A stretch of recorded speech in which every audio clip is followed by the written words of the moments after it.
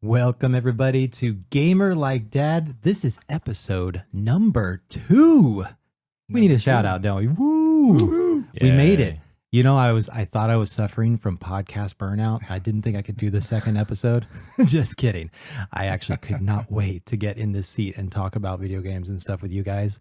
I've been working all day, working on houses, painting, doing projects out in the outdoors. And I'm like, I want to be lazy and be inside and talk about technology and gaming and nerd stuff. Sounds like something I can do. Absolutely. But guys, welcome. Thank you so much for joining us again on the second episode of Gamer Like Dad. I am Chris Larson, otherwise known as Gamer Like Dad. And to my right is Mark Larson, otherwise known as Elder Geek Gamer on YouTube. On the tube, Elder Geek Gamer. On the tube, he is. That's right. And if you didn't know, we're going to be sharing this content both on Gamer Like Dad on YouTube and also Elder Geek Gamer on YouTube. And on all your favorite podcast apps. Absolutely. And to my left, the best of us three. Certainly the youngest. It is me, Bentley Larson. Yep. And Bentley, you can be found at Gamer Like Dad, right? Yep. Do you have any other channels you want people to look you up on? Nope. Nope. He's good. He's good right here. You can find him right here all day long. Not really. But here we are, guys. We are here ready to talk about what we're excited about. Well, we're going to be talking about the month of November, right? And by the time you hear this podcast, it's going to be well into the month. Yeah, we're recording this on the 5th? Yeah, and this will be releasing on The Friday the 11th. Right. Yep. Midnight. So that way it's got some chance to breathe and ruminate, you know. It's going to get better over time. That's right. We're like a fine wine. Yeah, it's just going to sit there and wait, we don't drink, so it's got to be like a fine soda. Soda pop. Okay. Do you guys say the word pop? Anyway. It's a sody pop. Guys, also just wanted to thank everyone for downloading our first episode of Gamer Like Dad, and we got such amazing reviews, 5-star reviews. And if you're new to us this time, give us a like, give us that 5-star rating. That's how, all those the Google gods and the iTunes head honchos, I don't know, what do you call them? That's how they it's called the algorithms. The algorithms. That's right. Algorithms. That's right. That's how they find us. So we appreciate you guys for giving us all those great comments and stuff. Yeah, absolutely. Gets us excited. Yep. But so what are we going to talk about first? Oh man, well I think we're going to talk about some games that are coming out this month. Cool. Yeah, and I'm going to head it over to Elder Geek Gamer here. He's going to lead us on this discussion. I am. Yeah, or at least somewhat. That's cool. So yeah. Let's go over. We're going to go over to the list. Yeah. So so our first game, I think we're talking about games and tech, right? But I guess in the first game, it comes out really soon. It comes out on the 8th, correct? Is that our first one? Yep. Sonic Frontiers. Yeah, that's your territory. You guys. Sonic Frontiers. Bentley, have you played a Sonic? Yes, I have. Do you remember which one it was? No idea. Yeah. I honestly, I used to be my, Dad, was it my go-to game? Did I play a ton of Sonic? Was it because, we had both a Nintendo, I'm a spoiled only child, ladies and gentlemen, just to let you know. And I did have pretty much every game system at my fingertips. That was his fault. That was this guy. I take full responsibility. Yeah, full responsibility. And it was fantastic. I'd do it all over again. Yeah, all over again. And I'm doing it to Bentley now. So, but I played Sonic. I think I loved Sonic back then. Yeah, you did. Yeah. You had a lot of fun with it. And I played a lot of them. As I got older, I kind of skipped them. And then as I thought back, like just recently, with all the talk about Sonic Frontiers, I thought, did I really like Sonic? And the hardest thing about that game was you gained up all that momentum and you had all those amazing moves and stuff. Pling! And as soon as you hit something and all your rings go flying, everybody knows how Sonic works. And then you start so slow again. It's like you're like, for those watching, you're slow motion, and then he starts gaining speed again. I think now that I think about it as a 45-year-old man, I hate that mechanic. There you go. Well, that's part of the reason why they're kind of reinventing things with Sonic Frontiers. Yeah. They're taking it in a whole new direction, a popular direction for a lot of franchises. And I think this is an opportunity for them. And I think you mentioned this the other day when we were talking. Yeah. Was when the first previews came out, everybody's kind of like, I don't think so. Absolutely. But as time has gone by, people have been more interested and more positive. Yeah, and the people that were able to play it a little bit or see that little dev demo, it's like an alpha release version of the demo of the game, just a splice. And they were saying how the world felt really empty.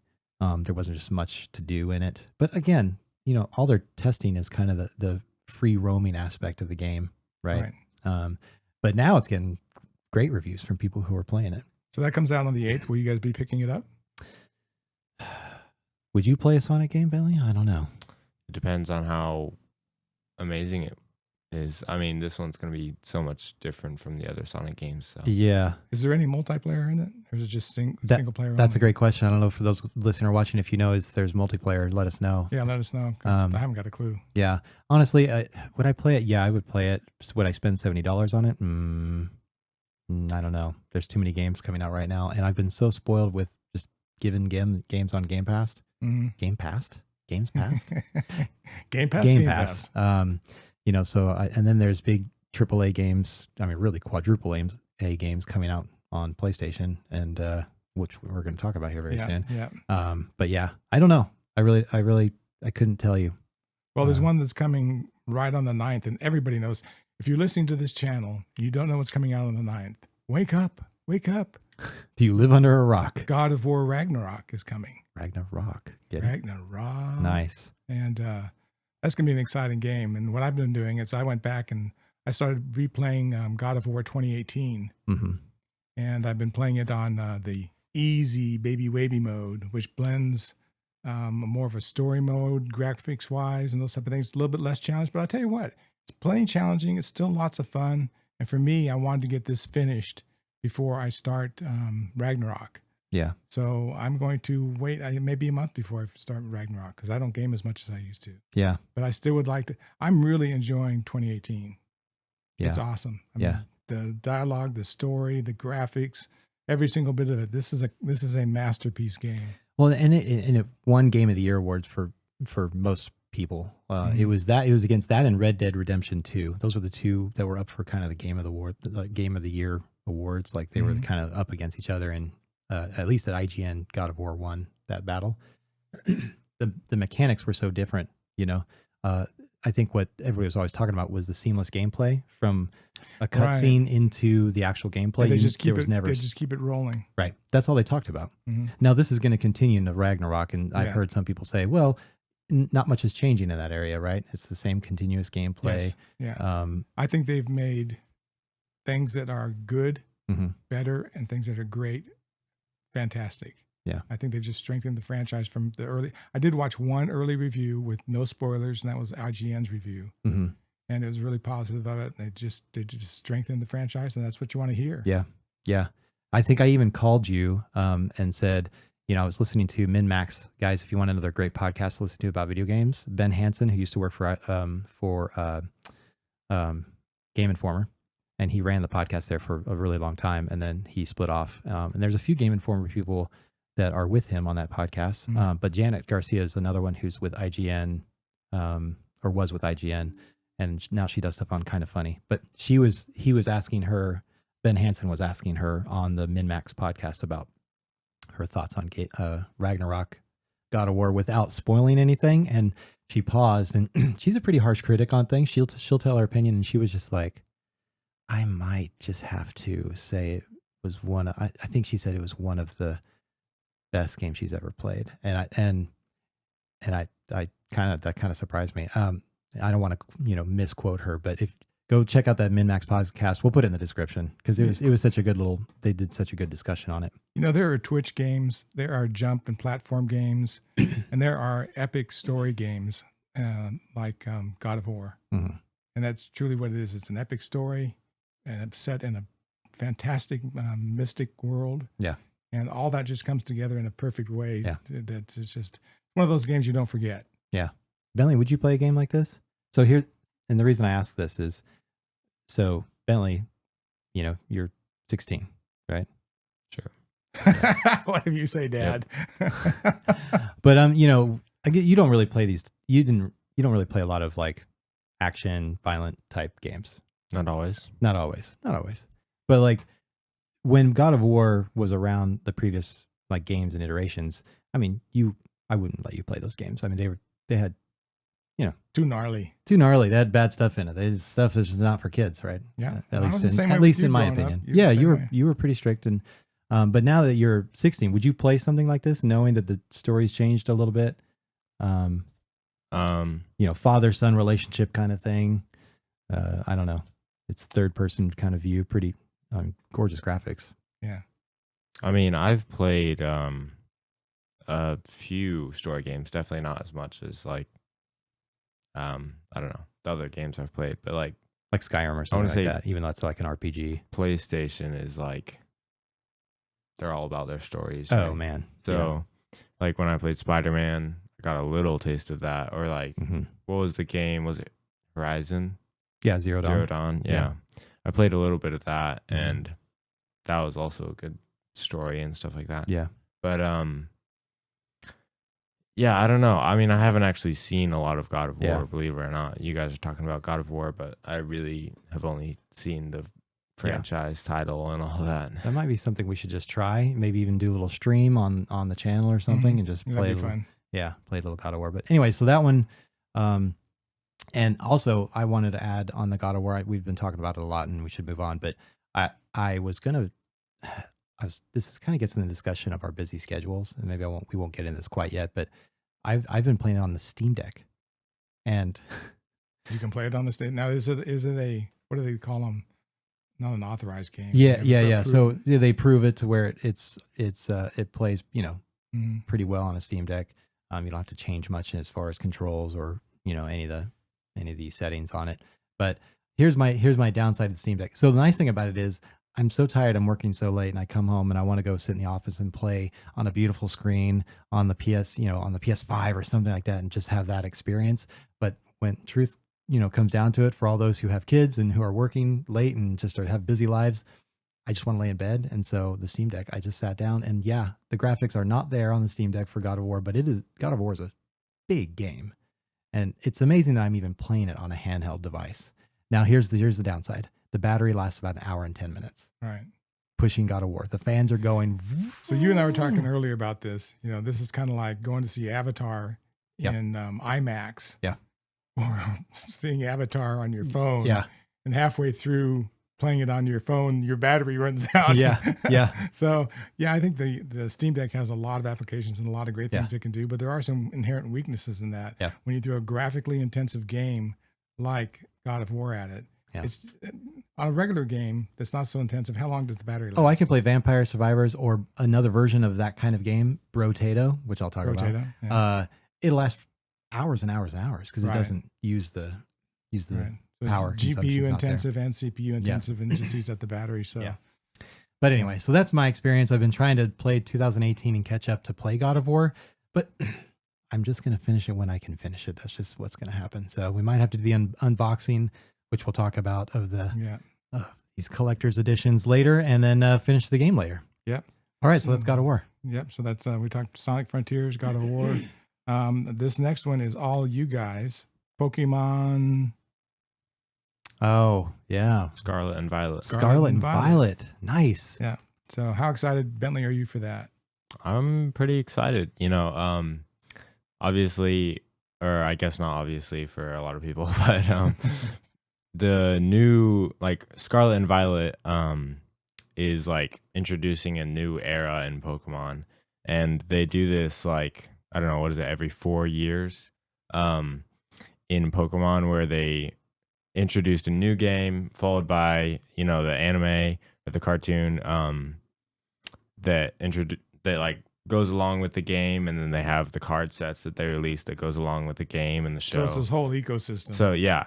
So this game is going to start a whole new era for Pokemon, which is pretty exciting for all of the fans, and it's the first look that we get at how they're changing the gameplay, because they always change the gameplay a little bit and add some new elements, but then also just all the new Pokemon and stuff like that. So yeah. And the question I have for you guys is, can you ever catch them all? It's a good question. That is a great question. Definitely not all the cards, that's for sure. Yeah. We've been there with the collecting, and it is it definitely takes. I was gonna play this this official trailer while we were talk. Oh, we have volume going. Let me turn the volume down. There we go. So when does this come out? This comes out the 18th. 18th. I Yeah. didn't write that down. Yep. There's a little teaser trailer. Doesn't really show a ton of gameplay. Shows a dude running around finding Pokemon in the real world. I feel like, oh, there we go. There's What some systems gameplay. is this available on? So this is on the Switch. Just the Switch. Yep. And there is talking about tech, they actually released a Scarlet and Violet OLED Switch. Sweet. Yeah. And we, Bailey and I looked at that the other night. What are your thoughts on that OLED Switch? It looks pretty dope for sure. Yeah. Introduces obviously like the new legendaries are on it. Mm-hmm. So that's kind of cool. Mm-hmm. And it has pretty cool color scheme. Yeah. Got a lot going on the back. Had a lot of cool designs. Has the starters on the backs of the Joy-Cons. And it's got the Scarlet and Violet colors. Look basically grape and a mix of I didn't realize Scarlet was like a orange red. Yeah. They called it Scarlet. I don't know. It's just Scarlet. It's not red. It's not orange. In the middle somewhere.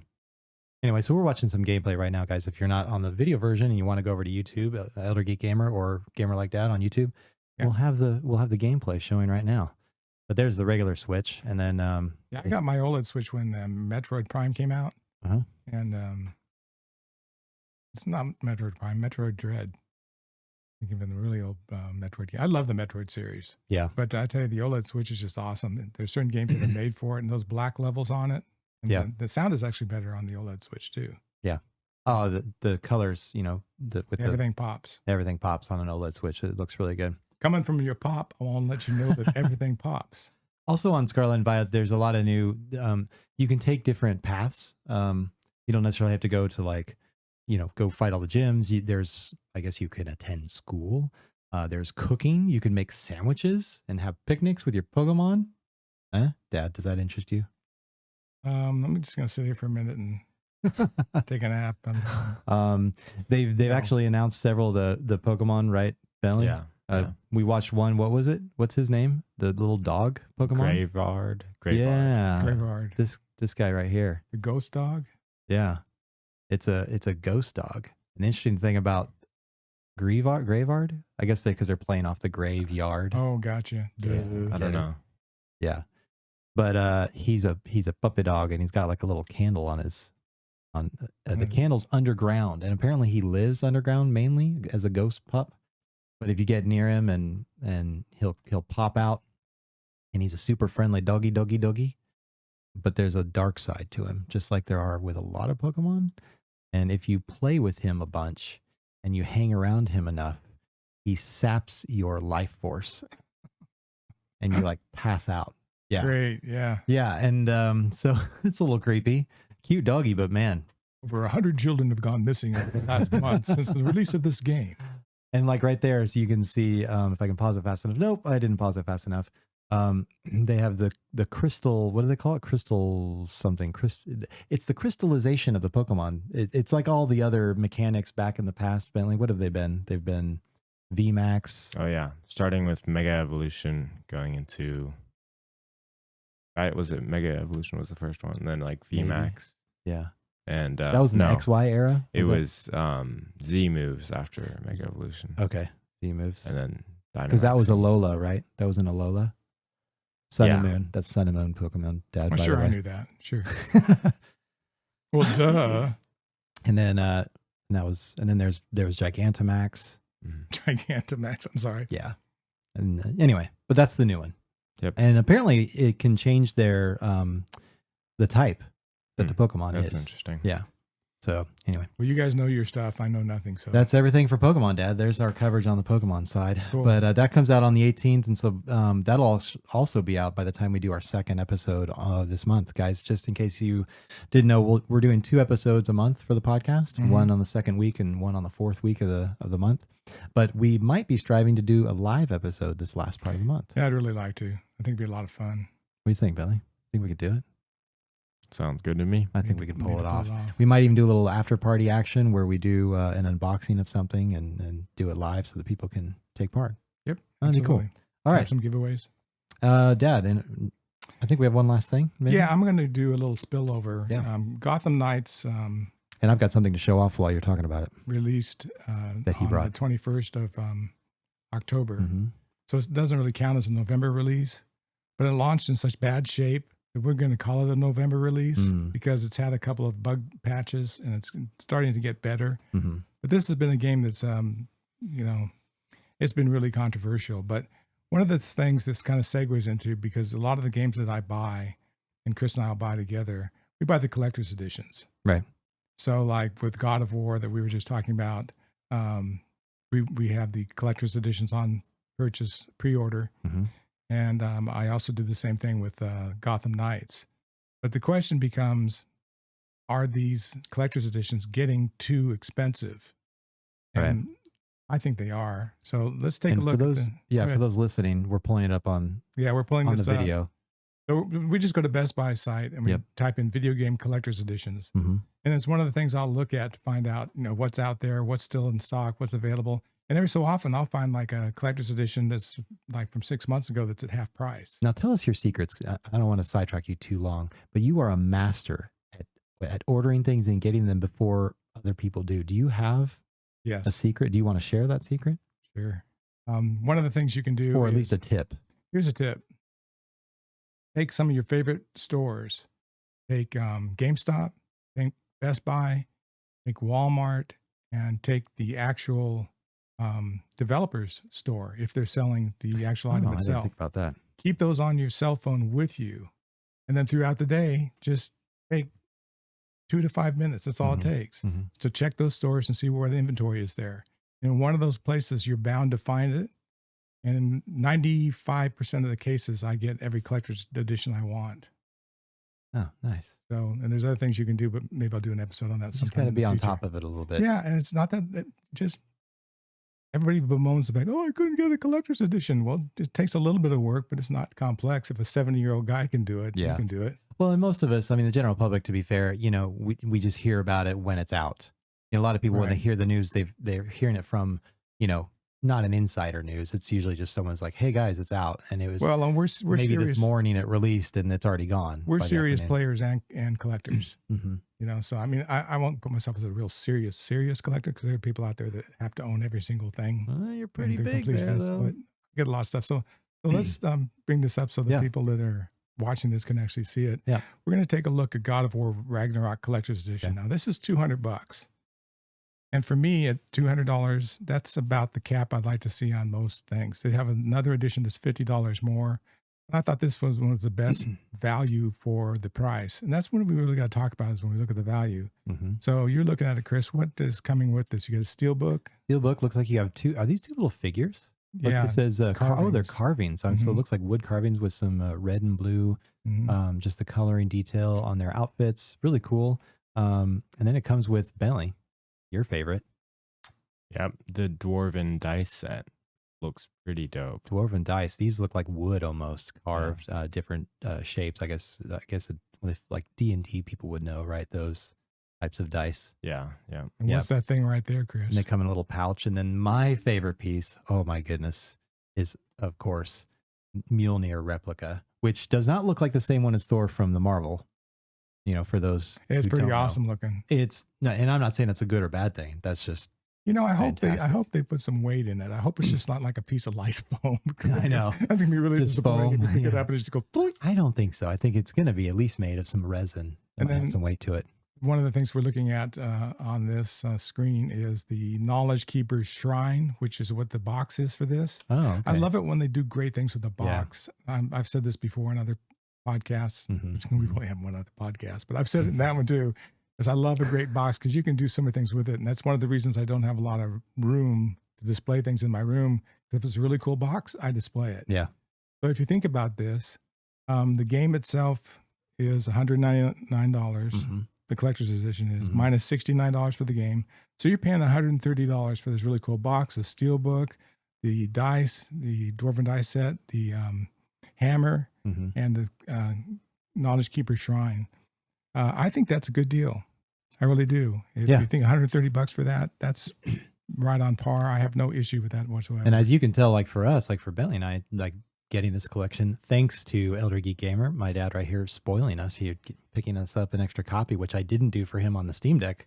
If you listen to our last episode, but my favorite thing, if you can look behind us, guys, is I like collecting weapons from games and movies and stuff like that. And we've got Minecraft swords and the Galahorn from Destiny, OG. Man, you picking up that Galahorn was an awesome thing. Yeah, I That's love mega. it. The D1 Galahorn. I've got some Lego weapons on the back of the wall, guys. Again, if you haven't watched the video version, but yeah. Okay, well, let's pop over to Gotham Knights. And then for Bentley, the dice is where he's at because he's a big D&D guy. So you know we're going to find a set of dice. Yes. There's ways to do this. If you didn't already know, I'll give you guys another tip. If you're collecting something and you're just looking for a specific item, you'll find lots of people in Etsy or different places who will just sell that one item.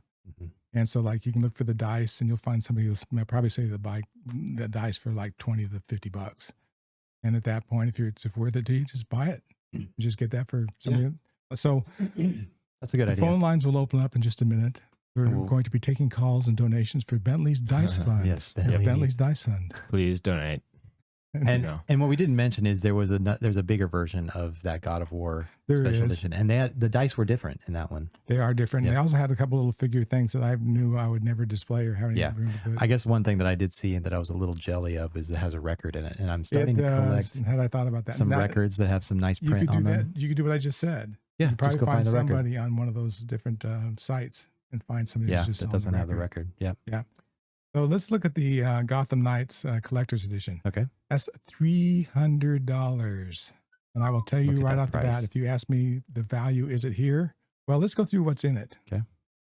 And so you get a cut. Go ahead. For those not, again, watching or going over the collection on Best Buy here. Go back to the first graphic there.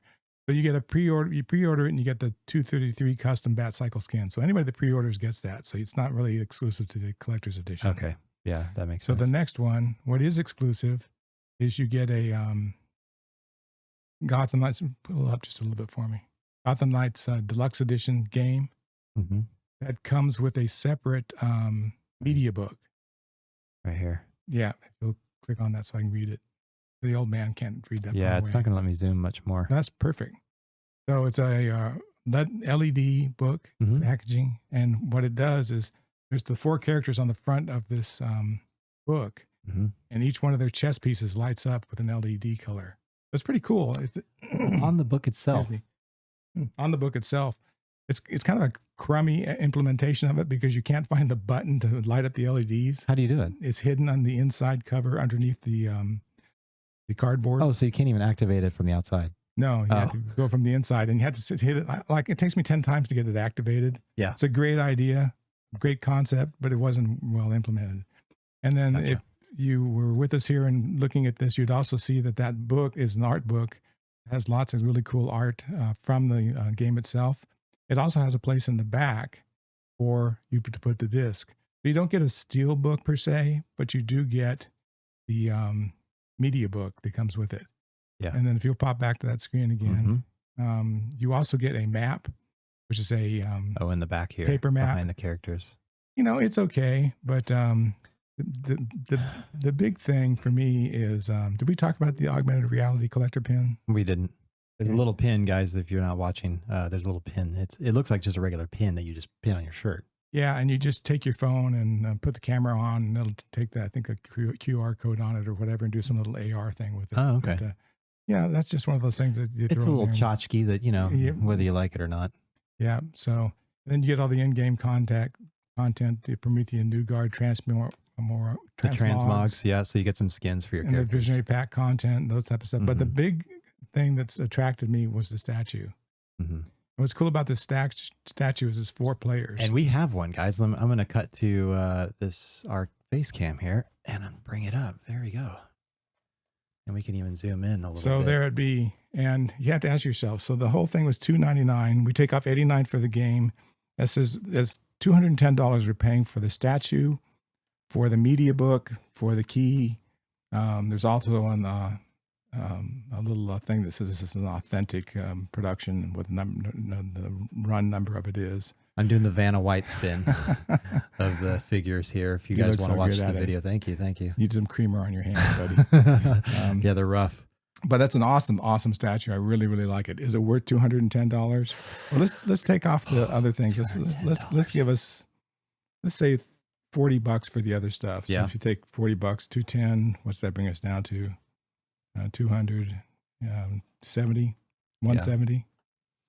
So if you pay in 170, and I'll tell you what I pay for this statue. If it's just the statue by itself, I'd pay anywhere from a low of $75 to up to $150 for it. Really? Based on other statues that I've seen. Okay. And then what the main appeal to this is, it's really high quality, really well detailed, and it has all 4 figures interacting in it. A lot of times you can pay $75 for a statue of a single entity figure. And for this one, you get all 4. But that is still worth some money, but still that's $300 for this sucker. Yeah.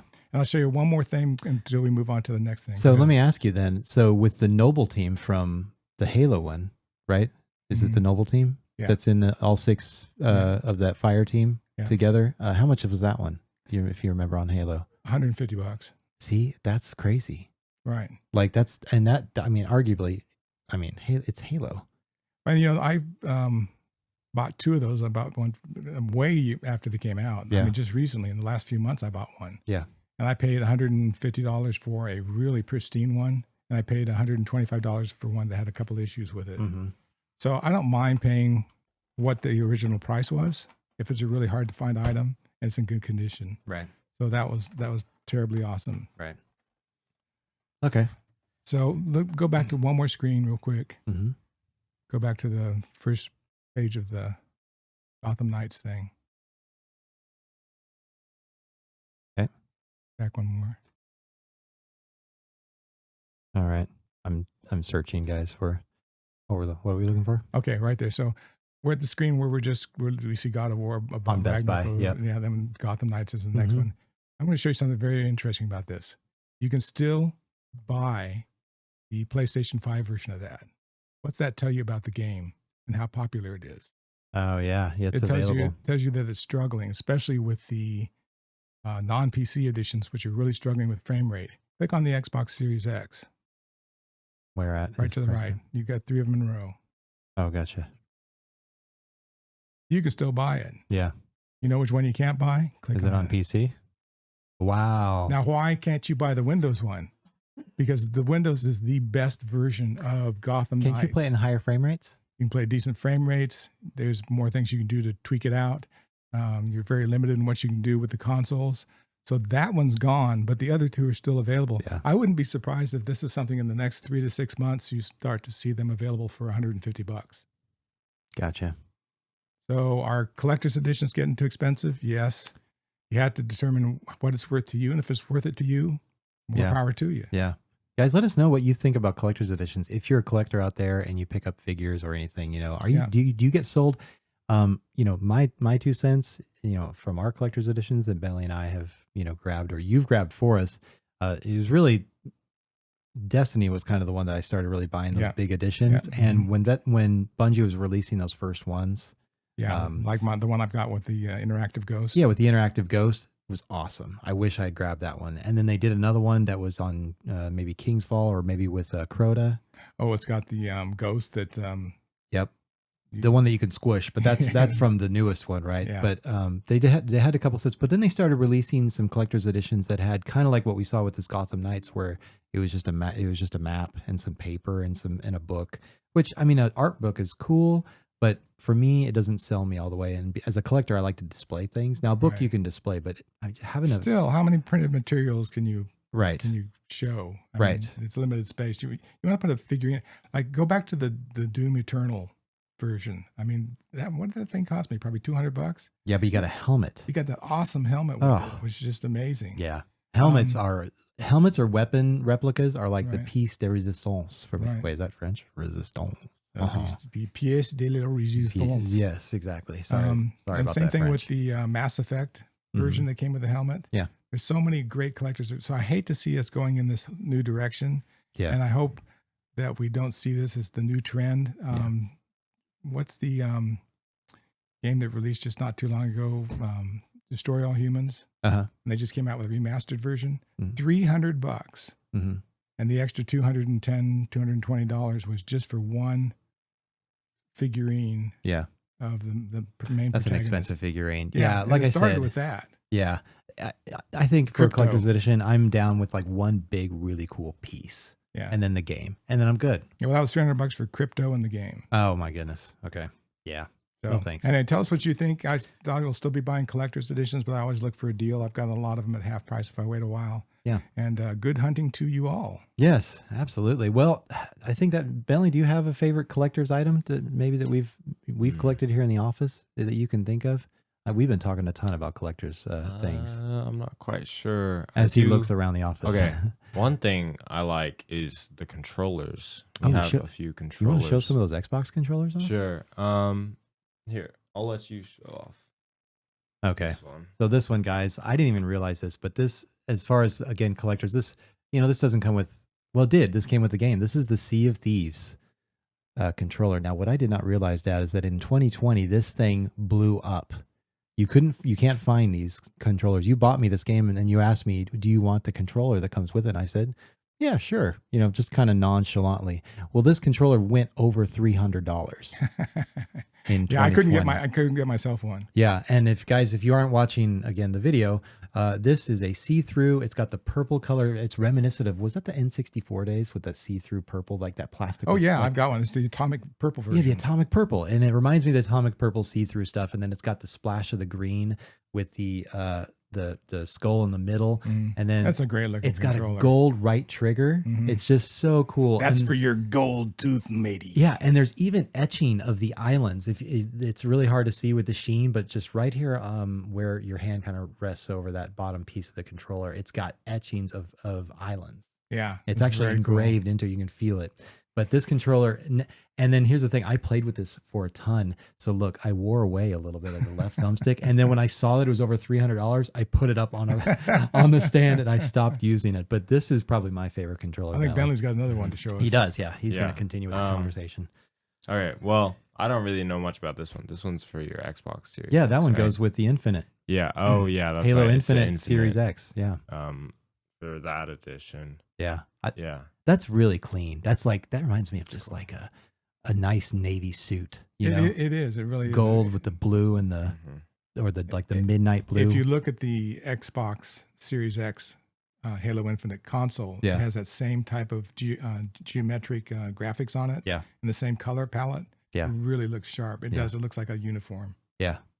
Mm-hmm. And then this is my man, Ben. Yeah, this is one of my favorites. Mr. B's. Super cool. You got this one for me. Was that for birthday? So I nice. can't remember. Yeah, I think so. And yeah, it's for the Forza Horizon. Is it 5 or 4? Yeah, this is the last Forza Horizon 5. Right? Yeah, 5.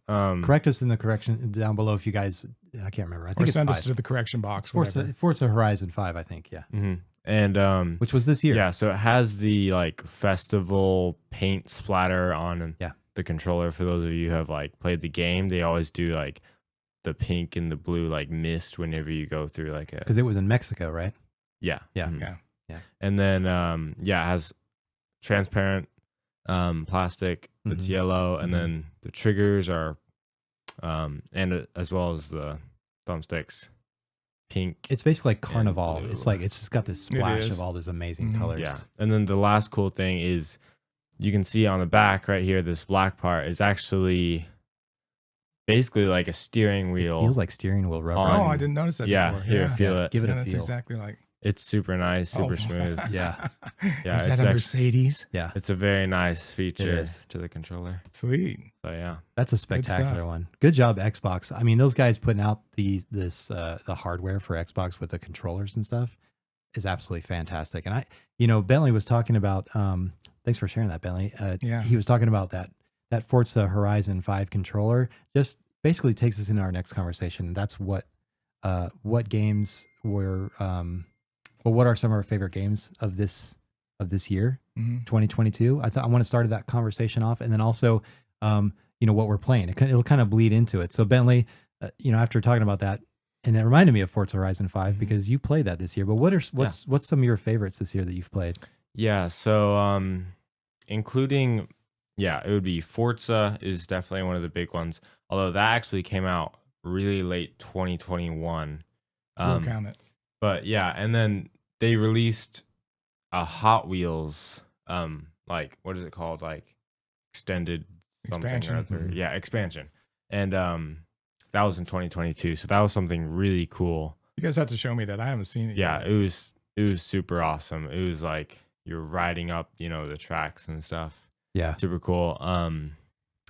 And then yeah, so that would be one of my favorite games for 2022, as well as for me, I was enjoying Splatoon 2 and Slime Rancher, the original, like a while ago. I would play those a lot. So the sequels of those games released This was your year. just recently. Yeah. Yeah. Slime Rancher 2 Mm-hmm. just recently released, and then Splatoon 3 Mm-hmm. as well. So I've been playing those. They're pretty fun. Yeah. And your consensus is definitely worth the pickup for those Yeah. games. Especially for somebody who's like enjoyed the games before. If you enjoyed the previous games, you're definitely gonna like this one. Yeah. But if you didn't enjoy the other games, then you probably won't like them. Yeah. So Well, that's true. But- And Slime Rancher 2 was on Game Pass too, so that was an Uh-huh. easy pickup. Yeah. Whereas Splatoon 3, you had to buy it, but and they also released a really cool Nintendo Switch Mhm. Splatoon 3 Yep. edition for that as well. Go ahead. I got to be real honest with you. I'm going to kind of wimp out on what's my favorite game and what I've been playing. There's so many things I have to play that I almost get kind of like locked up. I have decision paralysis. I was about to say, do you have game paralysis? Like, Yeah, there's so much to absolutely. play, and then you sit down, and you get so tired that you just don't play anything. Yep, you got it. That's Especially exactly when, what I do. especially when you're retired, so you're getting a head start on it. Yeah. But How many of you guys feel the same way? Are yeah. your lives so busy that you go through the backlog or all the games or the games that are coming out, and you're like, oh, I'm so excited, and you lay down, you're out. Yeah. You're asleep before you even play a game. Or if you get old like me and you have 3 o'clock naps, that happens. But Maybe it's just you and me, Dad. Maybe Bentley over here, he's like, I don't know what you guys are talking about. I mean, I definitely have a similar thing. Probably not the same as you guys, but like, I don't know. I was talking about Slime Rancher and Splatoon, like those being my favorite games and what I've been playing, but I haven't played those in like a few weeks. A few hot weeks for sure. Yeah. So yeah, it just every once in a while I like fall Yeah. off the train and Yeah. don't get back on. well, and it's tough. One of the things that keeps us all from replaying games or getting caught up on games is if it's been a long time and it's a complex story game. Mhm. Let's even take a Destiny, or let's take a God of War. Mhm. And if you're halfway through it when you leave it, you sometimes pick it up and you go, oh, wait a minute, who was who? What are the controls that I need to be using on this game? It can take you an hour or more to reorient yourself to where you're competent to move forward and feel like that's the bad part about dropping off and leaving a game is it's tough to get back in. It takes effort. Yeah. Mm-hmm. Absolutely. A high learning curve is really hard on a game. Yep. And again, this is why when I mentioned the previous podcast of the short games that I'm playing on Steam Right, and on the Steam right. Deck, is I can pick it up and be in for 10 minutes and back out. One of the topics we've all talked about wait, what? is games that are under 10 hours Right. to play. That's supposed to be one of our segments coming up on future episodes. Remember back in the day when games like Skyrim came out and you're like, oh man, you can put like 100 to 150 hours in this game. And now we're like, when we hear about an open world game, we're like, oh no. Yeah, I know. I mean, what do you feel comfortable at? I mean, 10 hours is awesome or less. Mhm. 25 is kind of my tops. And Yeah. if there's something that I can get a really good steal on or deal Yeah. on, I don't care that I'm not going to play it for a year or Yeah. whatever. When they say you can get 75 to 125 hours on it, it's Mhm. like, okay, we will see you this December. Yeah. Or something like that. Yeah, agreed. Yeah, I agree.